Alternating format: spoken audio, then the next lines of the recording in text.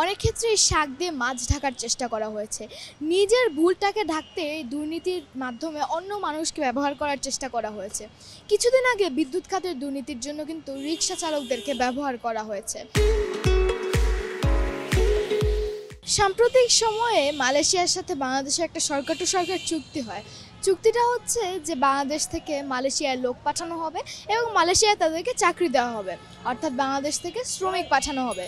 এতে একটা ভালো দিক ছিল যে মালয়েশিয়ায় পাঠানোর জন্য এদের খরচটা কম হবে, প্রায় ৭৯,০০০ টাকার মতো হবে। ১.৫ বছরের সময়সীমার মধ্যে বাংলাদেশ থেকে মালয়েশিয়ায় প্রায় ৪ লক্ষ শ্রমিক যাতায়াত করে।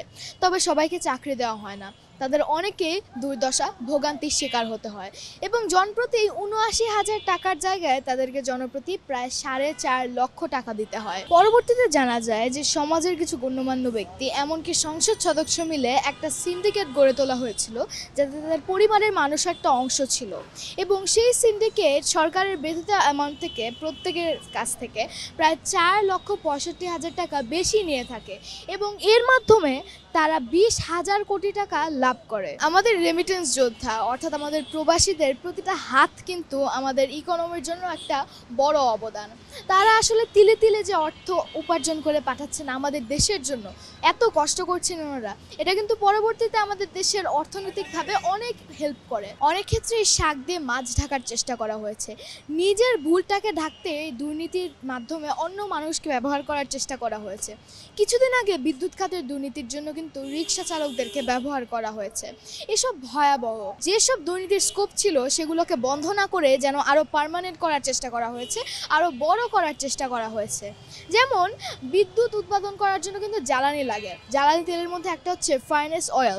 ফার্নেস অয়েল আগে বাংলাদেশ পেট্রোলিয়াম ফাউন্ডেশন এ ধরনের একটা অর্গানাইজেশন উৎপাদন করে বেসরকারি সংস্থাগুলোকে দিত, কিন্তু পরবর্তীতে সেই বেসরকারি অর্গানাইজেশনগুলো নিজেই সেই ফার্নেস অয়েল আমদানি করার সুযোগ পায়, যেন দুর্নীতির স্কোপটা আরও বড় হয়ে যায়, আরও পার্মানেন্ট হয়ে যায় এবং দুর্নীতির যে চান্সটা থাকে সেটা আরও বেশি বেড়ে যায়। একটা স্পেসিফিক জনগোষ্ঠীকে সামনে ঠেলে দেওয়া হয়েছে এই দুর্নীতি ঢেকে ফেলার জন্য।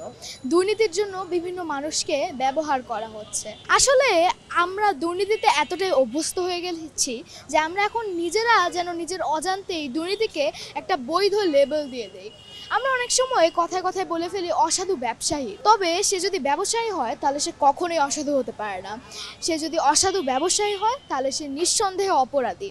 তাই এর লেবেলটাকে আমাদের ঠিকমতো যাচাই করতে হবে। তারা ব্যবসায়ী হতেই পারে না, তারা নিশ্চয়ই ক্রিমিনাল, অপরাধী। তাই কখনো এই দুর্নীতিকে আমরা বৈধ লেবেল দিতে পারি না। আমরা চাই, এটা আমাদের দাবি, যেন প্রতিটা খাত দুর্নীতিমুক্ত হয় এবং এই অসাধুদের, যারা এরকম ক্রিমিনাল আছে, তাদেরকে যেন ঠিকমতো শাস্তি দেওয়া হয় তাদের অপরাধের জন্য। তাহলেই আমরা ঠিকমতো সুন্দর মতো জীবনযাপন করতে পারবো এবং আমরা চাই যেন প্রতিটা খাত দুর্নীতিমুক্ত হয় এবং এর বাজে প্রভাবটা আমাদের আর সহ্য না করতে হয়। সুভাষ আফায়েদ সিজদা, একটু ভাবো, RTV, ঢাকা।